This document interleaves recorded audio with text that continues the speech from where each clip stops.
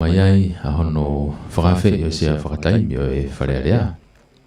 Hangai whotu a whafofonga o a hou eki no pere, kua whiri ki he lakanga o e sea, pea moe tohoni sea o e wharearea.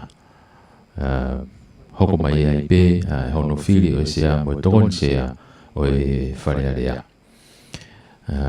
Pea hoko mai ai pe ai no whakahai pe he sea whakataimi, ai ola o e whiri o e sea, pea moe tohoni sea o e wharearea tonga.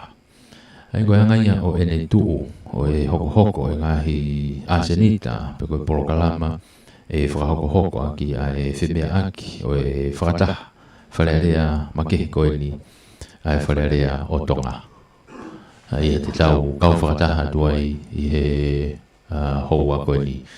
I he taimini ko mea e hou eki o e kau whafofonga e hou eki no pere. Pe foki he kau whafofonga o e kakai e toko honfulma fitu.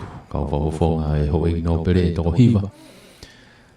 Ko whiri mai ke nau i he wharearea tonga. Ai mawhai, tahanga he mawhai pure.